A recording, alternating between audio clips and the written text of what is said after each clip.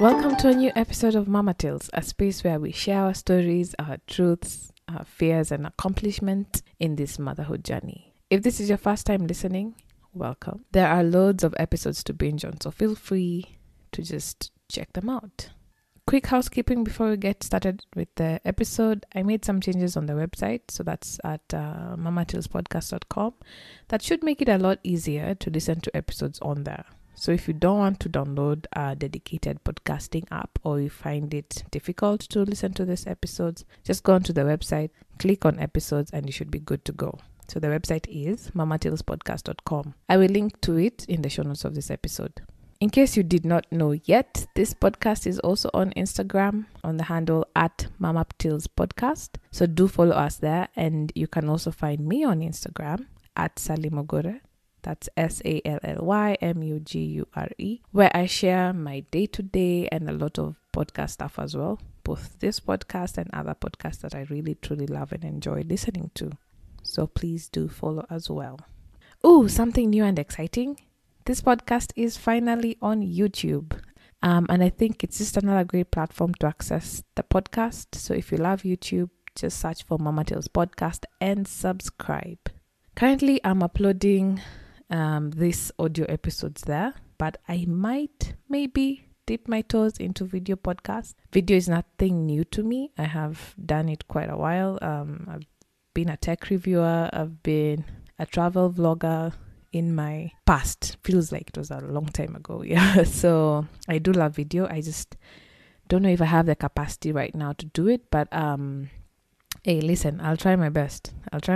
Because I think it's a whole new thing to unlock and could provide a lot of value to a lot of you guys. So yeah, so just go check it out. Search for Mama Tales Podcast on YouTube and subscribe. Send me feedback, anything that you think you would like to say there. And yeah, let's just grow that platform together. I'll make sure to leave all the relevant links, podcast related, in the show notes of this episode. So don't worry if you didn't catch it the first time I said it. I don't think I have much chit chat today, to be honest. Let me just say, life is lifing. You know, I have so much on my plate. I feel like I always do, but this past weeks, it's been intense, both podcast wise, motherhood wise, and work wise. But thankfully, what I can say is that my pregnancy has been very kind to me this past few weeks. So at least I'm not stressing about that. And I keep trying to catch up with my days and, accomplish tasks. So let's just say I feel so proud right now for recording this right now and knowing that this podcast episode will be out on time on Saturday, as they always are, which is a big thing. I'm very, very proud of that. I need to keep reminding myself to appreciate the little wins instead of looking at all the things I have not done yet, right? So yeah, so that's me. And that's where we are at right now. Let's just jump onto the story of this episode. So we'll be hearing from Anita. I quote unquote met Anita on Instagram through her page. That's at Tales of a Working Mom. And she chronicles her days as a working mom, right? And all that it comes with. I really enjoyed listening to her story and truly empathized with the decisions and struggles that working moms have to deal with while pursuing a career and raising a family at the same time. This is something that a lot of women have to do, and it's very easy to take it for granted just how difficult sometimes a workplace is in accommodating women. So let's listen to her story. My name is Anita Hinga. Hinga is my husband. He's called Philip Hinga. And I have one daughter who is called Taraji. She is 1 year and 5 months. I have not been married for long. Been married for 2 years, 2 and almost a half. I am born again. I love Christ as my personal savior. What else can I say about myself? I am a working mom. Yeah, with my daughter from 8 to 5. Or actually, it's from 7 to 4:30, 5 there. every single day. Interesting. You're about to enter those, we call them that toddler phase. I think you're there already. Yeah, I'm already there. So let's dig into your motherhood journey. So maybe you can paint a picture about how life was before baby. I think I didn't have a life before baby. I got married in 2019, and immediately I got pregnant. So our life started from there. I think life was all good. The honeymoon was good, and we were back home. And then we realized I was pregnant, and it was awesome. We were happy. And then a month and a half in, I started bleeding from nowhere. Like I was in the kitchen cooking, and then I see blood flowing, and I'm like, wow, what is this?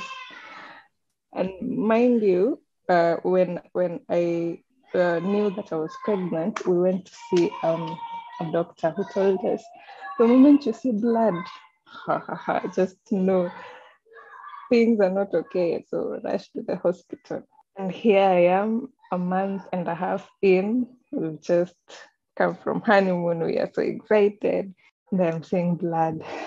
And I think my whole body freezed. And I'm like, oh my God, what is this? And the next thing I found myself in the toilet. I was just crying. And I'm saying, oh God, I definitely know it is it. But I am choosing to stand on your word and to stand with you. And I didn't even have words. I just say, oh God, is this really it? You know, when you'd have nothing to say, you are just there, you are confused, you are crying. At that moment, I didn't even know where my husband was. I couldn't even locate him. After a few minutes, I think he composed himself, and then he came and told me, okay, let's rush to the hospital. So we rushed to the hospital. Getting to the hospital, oh my goodness, hospitals are just another thing. Wow. I go to the hospital. My husband is telling them it's an emergency, and they're saying, no, we can't do anything with you unless you have the medical card. We normally have the insurance card. At that time, we had the insurance card, and so truly forgot about it when we were leaving home. And my husband was just begging them, telling them, please, this is an emergency. Just do anything go with her, and then I will go rush get the card, but just start treating her and knowing what the problem is. And the receptionist was so rude. And at that moment, I am looking at her and I'm like, really, do you know what is going on in my body right now? Like, I am losing a child as I see, and you're telling me about a card. He told my husband, you have to do it really fast, because the longer you stay here, the longer we also keep her. So my husband, so my husband told them, okay, you will take her to the doctor and I will rush. So they agreed, yes, yes. So my husband rushed as I think I went to the doctor. So at that time it was at night. The doctor, there was no gynecologist, so I had to see a general doctor. So I saw the doctor. I think the doctor was in consultation with the gyna, because she didn't know much about pregnancies and all that. So I think she was told I should go for a scan so that we can know how many weeks the baby is, and what could be the problem. Went for the scan. By that time, my husband was already back. He got it quickly, and they agreed to take me in. So we went for the scan. That was the longest period of my life. Oh God. Wow. And you've been told to wait for 1 hour, one full hour. one full hour, you think so many things are going on in your head. Like, what could it be? What the other doctor's words kept on ringing in my mind. Like, if you see blood, know that things are not okay. And that is the only thing I could remember. That's the only thing that was running in my mind. Things are not okay. Things are not okay. On the other end, I'm like, God, you have great plans for me. You haven't confused emotions and all that. But as we were there, we talked to our best couple. We called them, and they were praying with us. My best lady was so tense. He was calling doctors to know what the problem is, because she's never heard of such a thing. As women, we know when you see blood when you're pregnant, that is miscarriage, definitely. But now, at the moment, you can't tell me, oh, it's that, because it's even hard to say. You can't even say. So she was calling and calling. She called a certain doctor that a friend of theirs that she knew, and the doctor also didn't know of such a case. So he told her such cases. Okay, what did he tell her, by the way?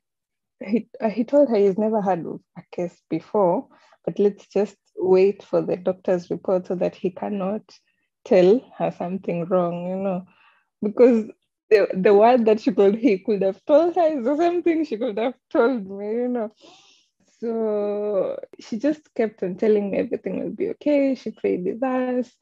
That was during the 1 hour wait. So the results came in, and I was told I have subchronic hematoma. I have never heard of such a thing. It's blood around your uterus. It's blood around the uterus or outside the uterus, something like that.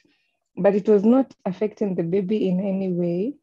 It was just there. Yeah, it's accumulation of blood next to the uterus. The baby was safe, but it was outside. So I've never heard of such a thing. Me and my husband have never heard of such a thing. So we are wondering, what is this? And then the worst part is, hey, doctors don't know how to encourage at all. They never want to give hope. The doctor is here. She's telling me, okay, 85% of people survive and 15% it doesn't survive. So we cannot assure you that the baby will come to term, because it's too early. I was 4 weeks actually at that time. And at that moment, oh God, if my baby does not make it, if this baby does not survive, what am I going to do? How will my life be? Because at that moment, me and my husband and I were saying we have bonded with the baby. It was 2 weeks. I think it was 2 weeks after we realized that we were pregnant, and you are already in the mood. You have the joy that you are pregnant, and you're starting to accept it and all that. And then you hear all this, like, okay, no, okay, God, no. Yeah. So we went home. We were given some drugs to go and take. And that was the beginning of my pregnancy journey. Let me tell you, it was a tough one. The first 4 to 5 months, I was really scared. I was scared of losing my baby. I didn't know what I would do if I lose the baby. I don't know how it would be. I'm just married to this man. I don't know if he will love me less, or he will start thinking other words. The things that go on in your mind as a woman are so much. How will it be? And I couldn't stop thinking about all those things throughout the first, I think it was the first 4 months. So let's fast forward. We went home, I got some drugs, and oh, by the way, the drugs I was taking them. I'm normally afraid of taking medicines. So it took me a while to look at them and figure out how I'm going to take them in. So as I was doing that, my husband was checking through the meds, and we found one that was for aborting the baby. Oh my God. Wow. They're saying they don't consider it as a child because it's not full time, So they were saying that it will clear it. Actually, my husband had to call them. He was very mad. He told them, "Why are you giving us such a medicine?" So I think the doctor, in his defense, was trying to say, we wanted the blood to clear. So the medicine was to help just in case the body would choose to let it go. Wow, it added more stress. I felt so bad. I'm like, why can someone just do this? Like, utupe tu drug hivo ya kuclear. So at that moment again, I started thinking, what if I had taken that drug? Even that could be it. So I didn't take the drugs. I took one. It was called Dufaston. I took it for a long time. It went for 3 months every day. So at that time, I was told to rest because they were saying the cause of the blood will be too many activities here and there. When you're newly married, we tried doing everything in the house. We clean, wash clothes, wash the house. So I was that. I was that, and so they were saying you need to slow down. You need to have a rest. And they told me bed rest, and I didn't really know what bed rest meant at that moment. I'm saying this because later on it happened again. I drank the medicine for I think a week or two, and then I started bleeding again. It came back again. Oh, wow. And that time I'd taken off from work, I think 1 week and a half. And then I started going to work again. So I went for a week and then it happened again. Wow. I'm like, oh, what is this? Is this going to clear really? And the 2 weeks, I'm still stressed. I don't even know if the baby will make it or not. So I went back to the hospital again. Now this time I went to a different hospital, a different doctor. The doctor told me the same thing. He did the scan, did everything. He told me it's just that. So, but for now, for this time, you need to have bed rest. And he defined what bed rest is. Like you sleep, get everything done for you. You even when you want to drink water, let someone bring for you water at where you are. That is bed rest, and I'm giving it to you for 1 week or 2 weeks. I'm there, I'm thinking of my work. When you get married, the employers now know very soon a baby will come and will be told 3 months maternity and all the stress of women during pregnancy. So I told the doctor, let me just take 1 week. Let me just take the 1 week and see if I think it'll be okay. If I feel I won't be okay, then I will add more days. So I went home and did that. I rested, but I'm still taking the Dufaston, the medicines. I took it for 4 months, I think, until I went to the second trimester. That finished, the baby survived. Wow, yeah, we went for the 4 months, drank the medicine. I used to go to the doctor every other month. I know every other, I think it was 3 weeks, 2 weeks. So she was doing well until 4 months, and the doctor cleared me.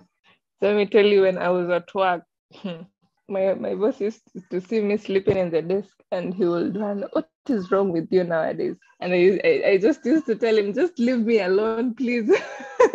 So I had not told them. In fact, at that time, I had fear. I don't know why I had fear of telling people I was pregnant at work. I was excited I'm pregnant, but I wasn't excited in telling people I am pregnant, especially at work. I didn't really know why, but part of it was these people will think less of me, they start treating me differently, like I am not able to do one or two things. So I didn't want that. I wanted them to treat me as normal. But in real sense, I am not okay. I am not normal.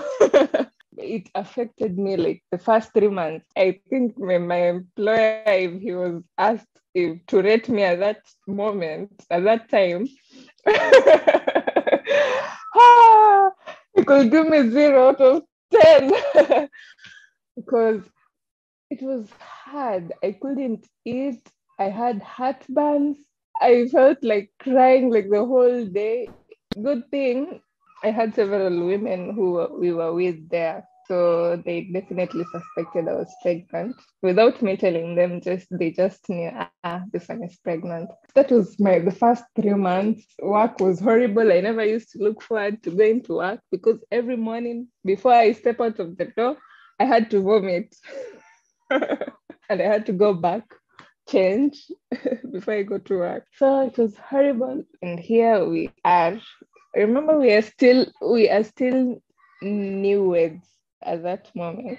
I couldn't do anything. I couldn't cook because of the nausea that I had, and also the rest that I was told to have. So my husband used to do all the cooking. He will do the things here and there to help me around. And he will tell me the other things, just leave them as they are. The cleaning, the washing, but I couldn't listen. When you're newly married, you want to do everything right and perfectly.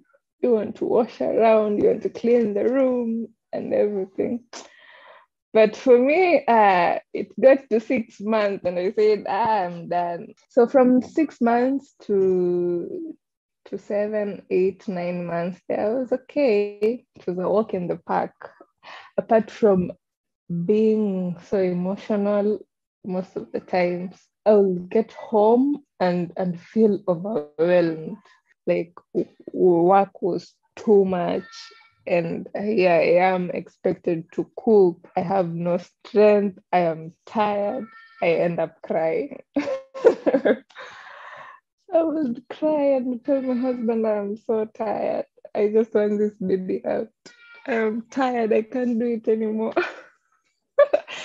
So the last month I got tired. I left work early. I left from my maternity leave, I think 3 weeks, 2 weeks to me giving birth. There is nothing bad as you anticipating every day that you will give birth and you don't. It was a really tough season for me. Every day I used to wake up and say, this is the day. This is it for me. This is it. Today I know I will go to work and I will not finish this day. I will go home and say I'm going to give birth. Days went, weeks went, and until I couldn't do it anymore. I went to work one Monday morning and I just started having pain. And I told myself, maybe this is it. Let me just go home and tell my boss that I am going to give birth. Let me tell you, I came home, nothing happened. I was okay. The pain was just for the moment. So I told myself, next Monday I will go to work. Monday reached. I said, no, what if I go to work and then I give back tomorrow? No, let me just wait. It went for 2 weeks. It was the longest 2 weeks ever. So the 2 weeks went, and imagine the baby came and I least expected it. I was just at the house. The previous night, my stomach was paining and I couldn't associate the pain with labor at all. I could not. I just kept on saying, my stomach is paining, my stomach is paining. I don't know what I have eaten. I must have eaten something bad. And my husband is cooking and telling him, this stomach is bothering me. Maybe I should get some painkillers so that it stops paining. And here I am, I don't like painkillers. So when that thought came, I said, let me not take the painkillers. Let me just go and sleep. So I slept. And telling you that night, I rolled and rolled and rolled in the bed and rolled. In the morning, I woke up, told my husband, my stomach tonight, it has really pained me. I think I should figure out what I ate the last 2 days so that I can know the root cause for this stomach ache. And he told me, maybe you just find out so that it doesn't become something serious. It now started coming on and off during the day. It will pain for like 30 minutes. I will go and sleep and then wake up. It's okay. I walk around the house. It starts again. And I don't know why I didn't realize. I think maybe I was waiting for it too much. I was anticipating giving birth until until the real deal is here, and I couldn't even realize. So I went, imagine, all the way until 5. 5, there's no one in the house. I'm all alone. My husband has left for the day because I told him it's nothing serious. It's just a stomach ache, stomach upset. And at that time, my brother-in-laws were here. So they also left at 4. In fact, they didn't even know there was anything going on with me. Because when it started paining, I used to go to the bedroom, sleep, and then come back. So everyone left. Everyone left. And then I just felt like going to the toilet. Went to the toilet, came out of the toilet, went and slept on the bed. So as I was sleeping on the bed, water started dripping. I'm like, where is this water coming from? And then it hit me. Wait, I am in labor. I've been in labor since yesterday night and I have not realized. Oh, wow. I started calling people around. So now, imagine surprisingly, my husband was not the first person to call because I know he was far away. So I needed someone who was near so that he or she could rush me to the hospital. So I called Best Couples, now the man. He works nearer to our place. So I called him. I am all tense. Where are you? Are you at work or you are at home? I think and the manner of which I called him, he also got confused. He told me I am at work, but in real sense, he is at home. So I told him, I think I am about to give birth. He said, okay, now talk to. So now I talked to the wife so that she can take me through because the wife had been there before. So that I tell her the position that I am in so that we can know what to do. So the wife called me. So I explained now every detail. So she kept calming me. She told me, now, even if you get the baby at home, it's still okay. Anita, don't panic. She's just trying to cool me down so that they think of a plan. So they planned everything. No, I think at that moment I'd already called my husband. So I left them to figure it out as I was talking to my best lady. So she tried to calm me down within a few minutes. Someone was here to take me to the hospital, and out of nowhere, my husband was also there. That's when you know somewhere is not far. The far that you think is not that far. So I went to the hospital, gave birth. The birth story is something on its own. But here we are. The baby came. We praised the Lord and said, "Oh God, you have done it for us. This is the baby that we were told 15% may not make it." We were so grateful. And our lives now changed again. Yeah, let's enter that life of now the baby is here. How does life look like right now? Because I imagine in a few months you have to go back to work, right? At that time, imagine I was just living in the moment. I never used to think about work at all. Like throughout my maternity leave, I never thought of work. Life was good. Life was good for me. I think I was very comfortable at home. I was excited. I have a baby. The first few weeks for me they were I think it was the best time ever for me because my mom was here and my maid of honor was here. She stayed with us for 2 weeks and she would just take care of me. She would cook and do everything in the house. I felt like a princess. She would look after the baby. I never watched my baby when she was a day old. I think I started watching her when she was a week or 2 weeks. Everything used to get done for me. And it was all nice until the 2 weeks when now I was alone with my husband. Now we are dealing with life, the two of us and our baby.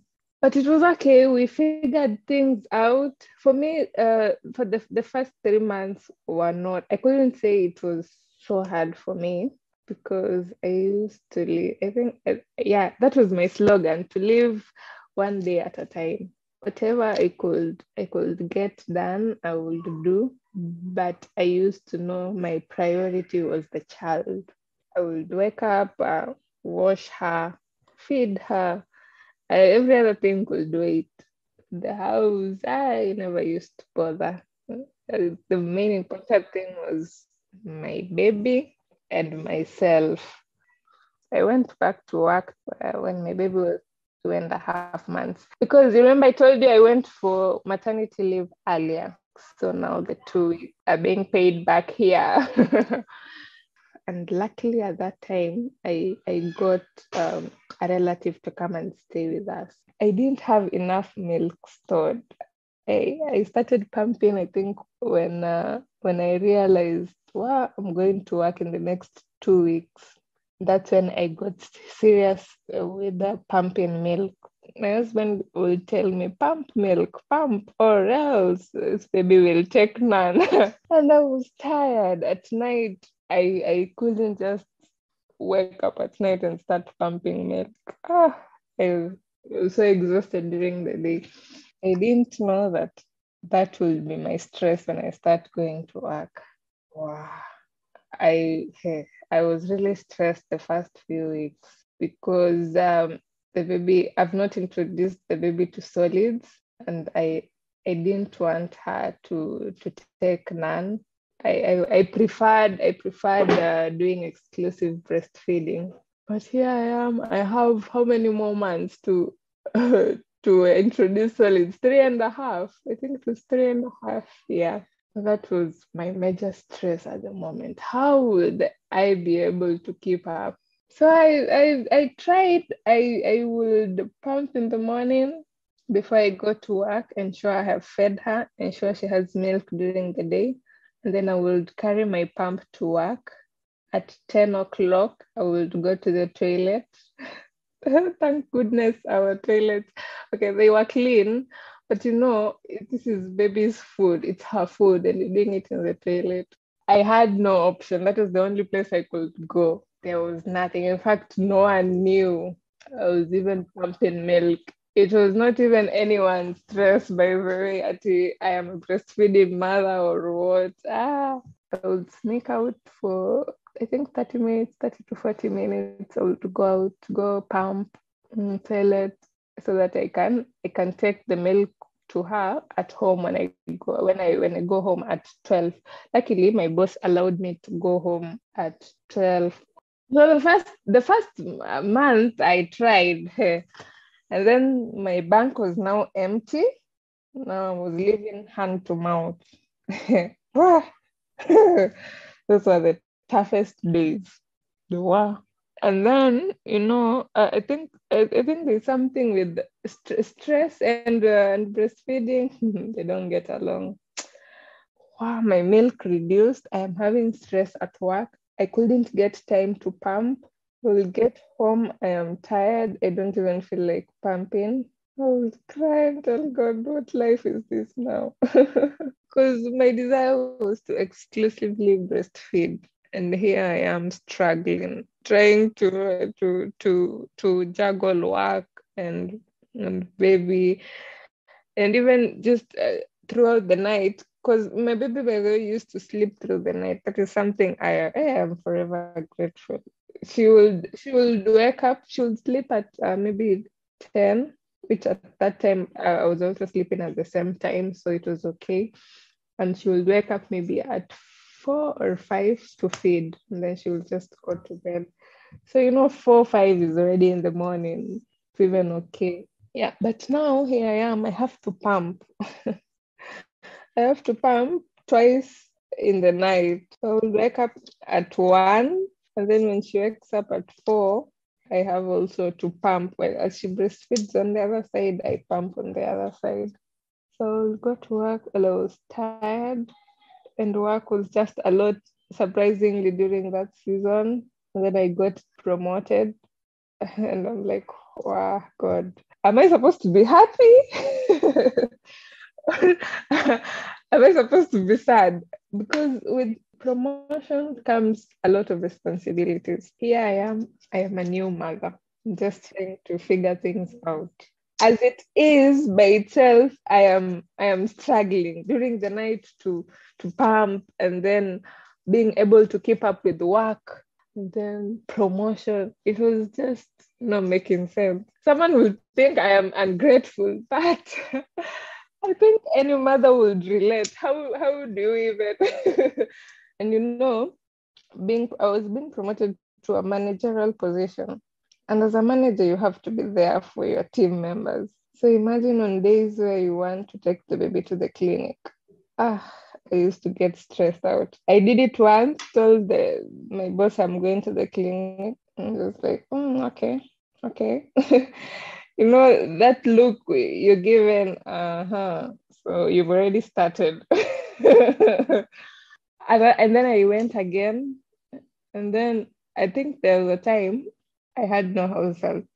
The house help just went, and I was told, now, I've promoted you to a new position. And the position that you're in, you really need to plan yourself, and you need to sort your personal issues. Wow, my goodness.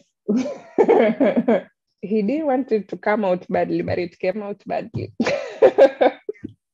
At that time when my niece was there, but she left when my baby turned 6 months. So now that is when house help drama started. House help drama is just another thing. Let me just say, someone to take care of the baby. It's not easy to get someone to stay with the baby. Let me not just say family, but just someone to fully dedicate herself to staying with the baby. It's not easy. It's not like us moms, like the mother. The mother, you would say, I'd leave everything for my child. But this is another person who has not gone through what you've gone through, doesn't know how much you value the baby, you know. So she won't be able to take care of the baby as you would have as a mother.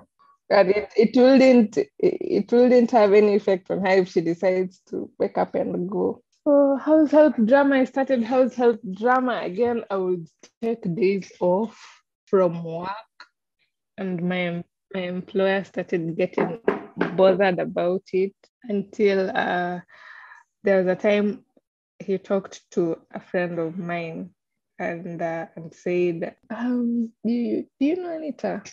She's asking, he's asking my friend whether Anita, what do you think? She has so many personal issues. Mama, you don't do that.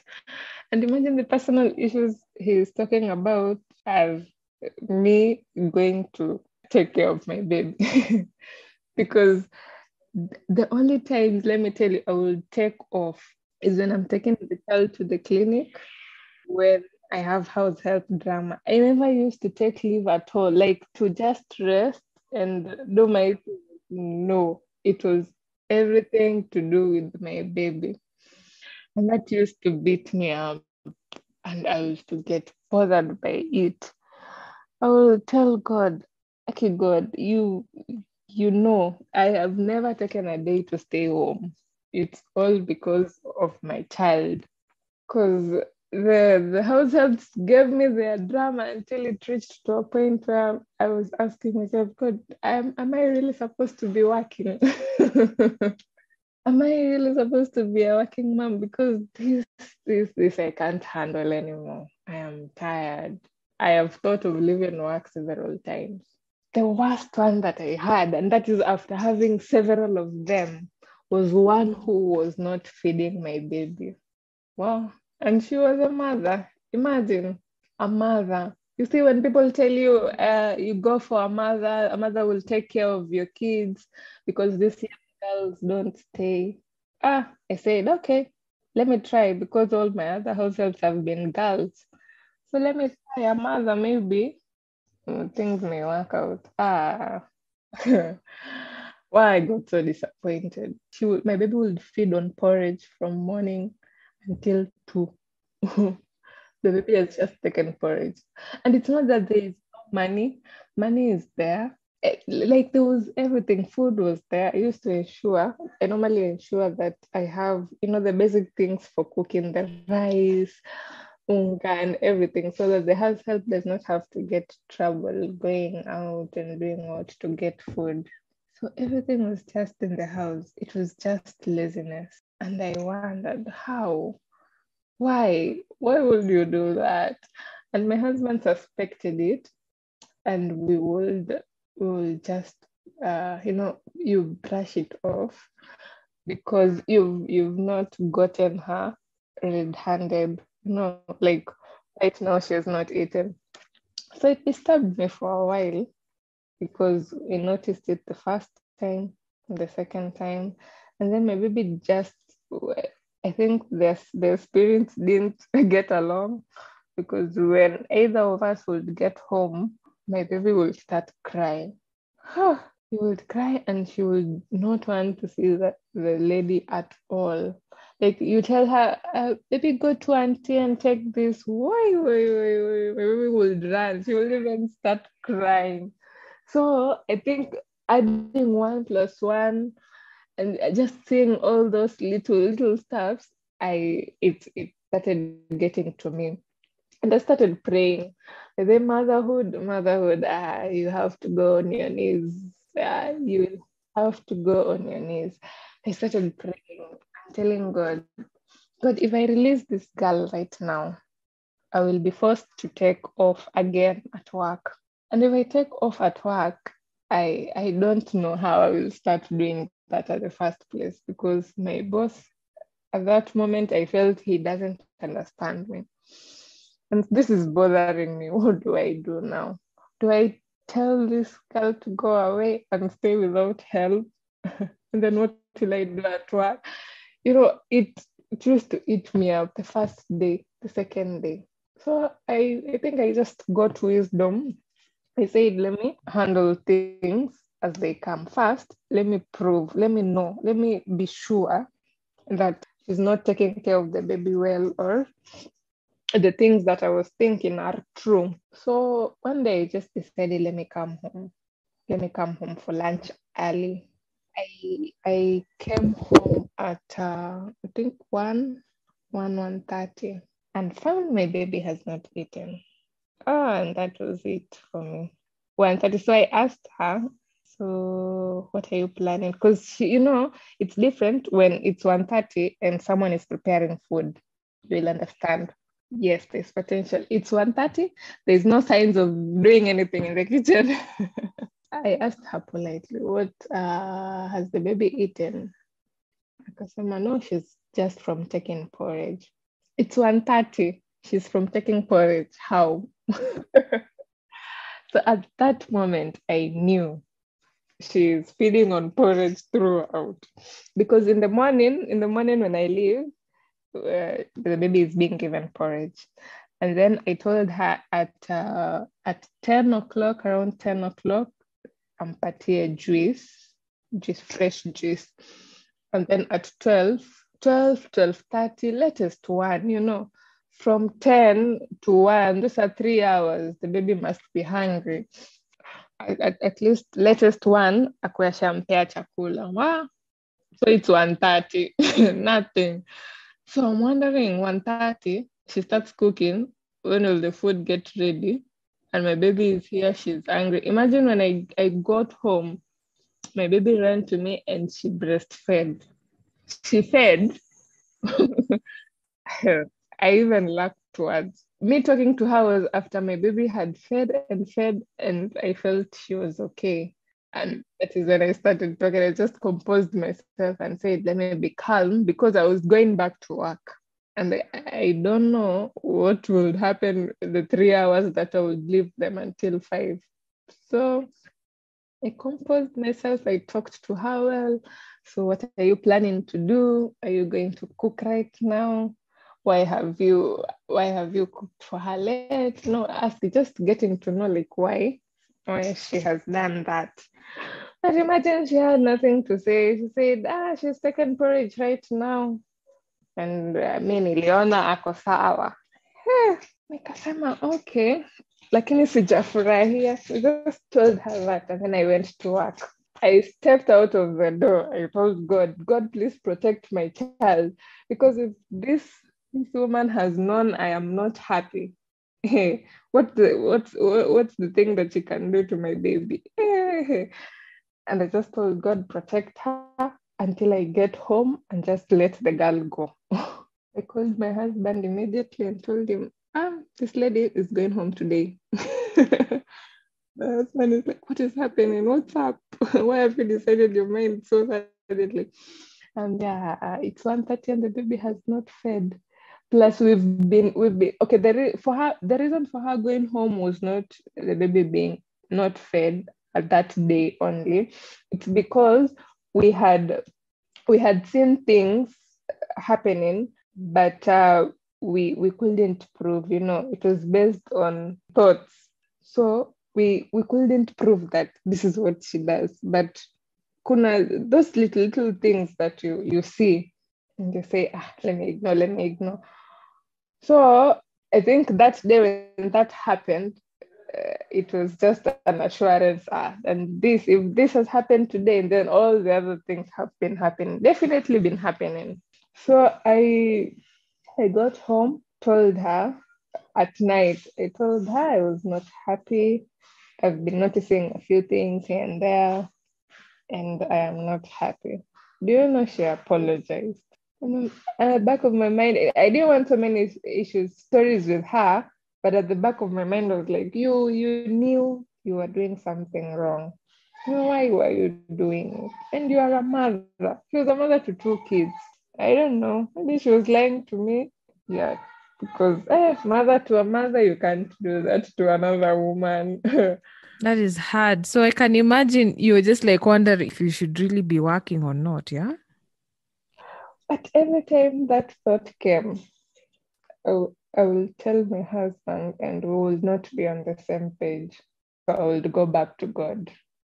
God, me and my husband are not in the same page. So does it mean that it's not it, or what is it? Because every other time that thought came, I will tell my husband, no, I think this is it for me. Let me just stay home.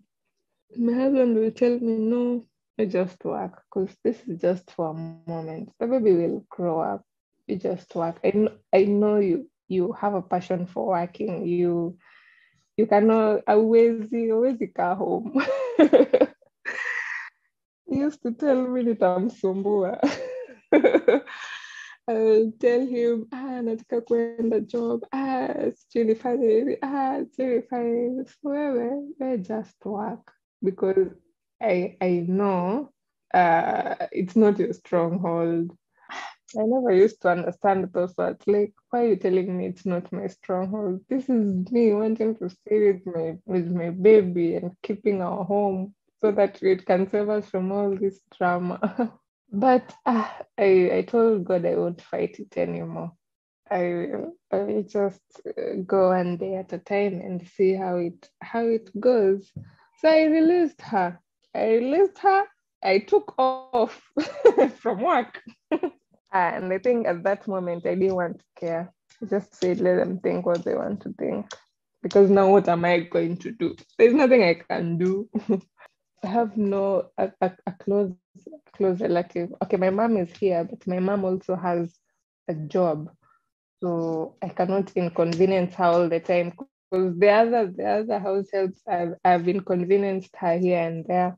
But this time I just said I'm taking off. I took off, I stayed with the baby, and then I got another help. Got another one went, but now I got one in July that we're still with her until to date. I think this is the longest ever.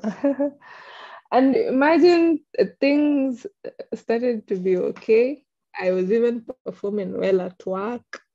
No, I think when your baby is okay at home and she's okay with the person she is with at home is taking care of her very well. As a mother, you are able to perform. Even at work, you are very confident out there. And that has been my journey. I left the company that I was in. I went to another company, but nothing is different. In fact, where I am right now, the number of women that are there, I think we're 17 out of 300 and something stuff. It's a journey. If I want these things to be implemented, like having a room where working moms can pump milk, it's a journey. It will be something that I should prepare myself to get fights, to get challenges, you know. And then not everyone sees, unless you're a woman, I don't think a man would understand when you tell them you want a room just for women to pump milk. They won't get it. But that will be my desire, by the way, for moms who leave children at home and desire to exclusively breastfeed, that employers should think of that. Just having a room where it doesn't even have to have much, just a room. And then for us women, we will do the rest. If we want to add to put things, we will put. If we want to do, we just need an area that this is for us. You're able to go, or even an allowance for kids to come to that place, feed, and then go back home. If only we could have that. Maybe someone will hear this and consider. And that's why there's so many women avoid the stress. So many women who are going back to work will just say, let me just get formula for the baby. But formula right now in this economy is expensive. And some just have the desire, but the only thing limiting them is the timings. First of all, you're going to work from 8 to 5. That's like 8 hours. Will the milk be enough? If I want to pump, where will I be pumping? How will it be reaching the baby? Such things. They just end up deciding to use formula. But if we could have, by the way, conducive environments for us to pump the milk, and we are flexible, at least for the first 3 months, because we are 3 months at home, and then the 3 months while the baby is while you're going back to work, it's just 3 months to the baby to get to 6 months. They can make it flexible for the moms, because it's just 3 months and you might serve them a lifetime. People stay in companies for 5-10 years, and it's just 3 months, and you're not asking for much. You're just asking for you to be flexible. Like, you're able to, if you have a car, you're able to drop the milk to the baby, or you get an hour early, or you get an hour late, get a room where you can pump, such things, until the baby is at least able to take food. I love sharing. Maybe I love sharing with people. I love fellowships. I know that out there, so many moms are going to work. Like, you see, there's a space in Instagram right now for stay-at-home moms. Like, when you say you're a stay-at-home mom, you'll get 1,000 moms who are stay-at-home moms, and you feel like a community. But for working moms, I have not seen it there. People are not vocal about the struggles that they go through as working moms.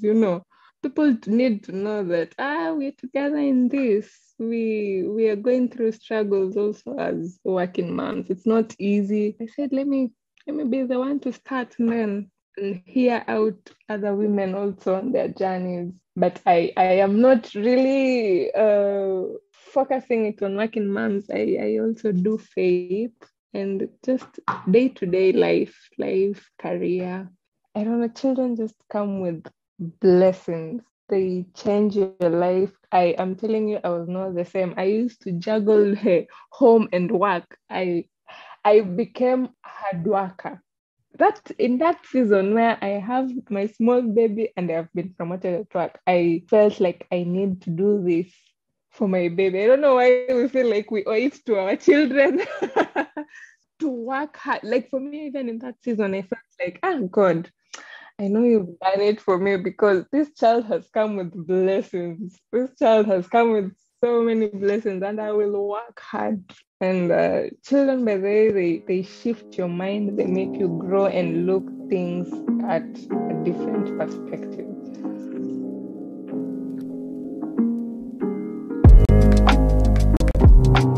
One thing that really stood out to me, or rather broke my heart, is the fact that she had to pump milk in the toilet.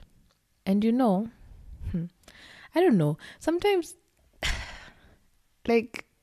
sometimes we can be our own worst enemies, where I would be like, hey, but it's a struggle, it's part of life, you just have to do it, stop complaining. But if you just think about the mechanics of it, that you have to go and express milk, sometimes it's not even maybe for your baby is breastfeeding or anything, but you just really have engorged breasts and you need to find some relief, and having to do that in a washroom, especially a public place, doesn't feel right. But unfortunately, most times I don't think there's much of a choice. I remember in my old workplace, or rather my last, it's not old, in my last workplace, I only saw a pumping space after we expanded the office. And at that point, one or two of our employees were pregnant and one had given birth. But they weren't the first, right? So there were other women before that who'd gone through that process. And I can't bear imagine where they had to do that from, right? Or if they had to make the choice of not doing that and stopping breastfeeding early. Or, sometimes people are privileged and they have a car to go to, but that's not everyone. And you do have to find those little corners. I remember that space that was created was tiny. It was formerly a kitchen and kind of also used as storage space. But at least the space was there. It didn't look overly comfortable, but it was there. And there was a fridge. And I think someone came and put some butterfly stickers on the wall. Just kind of make it a little bit less of what it was, but at least it provided something clean and safe and private for breastfeeding moms. I know pumping is a chore, like I felt it and I was doing it comfortably in the house, right? And I wasn't trying to pump a lot of milk. I just needed enough for night feeds that my husband handled. And it's such a mental thing. I remember days I would struggle. I'd had to look through my daughter's pictures to kind of stimulate some type of hormone, I don't know. And like when it got tough, like I had this one video of her crying her lungs out, and that would always do the trick. So imagine that, as women in a workplace, you kind of have to sacrifice either your lunch, because you can't multitask. I don't know about multitasking. I'm not that great at doing it. Like my mind had to focus on that task that I'm doing until at least I got the let down. So you're thinking about, I have this 1 hour that I put lunch away. Let me focus on pumping wherever it is that I'm pumping, get into the mood, think about my baby, remove all the office stress. And I mean, it just feels like a lot. And then to just not give women that little space, it feels almost like torture. And still expecting them to perform, if not at par with their male colleagues, even more, because we know as a minority group or frequently discriminated against group, we kind of need to work more to achieve or to even be seen, right? I think the big takeaway here is we should really be a little bit more considerate to pregnant women and new moms in the workplace. I did an Insta engagement thing where I could hear a lot of great stories on like the kind of benefits that women do get these days from their employers, and I think it can only go up, right? Everything from like getting 6 months maternity leave, getting to work half day, getting that little space, just something that just makes the experience a little bit better, because women are strong, and if they have a happy home, if their babies are healthy and well and happy, trust me, that woman will deliver more than you even expected. So that's it for this week. Thank you so much for listening to this episode. Please do feel free to share it. And as usual, this is a call for your story. Every story is powerful. Don't think that, you need to have gone through some insane thing. No.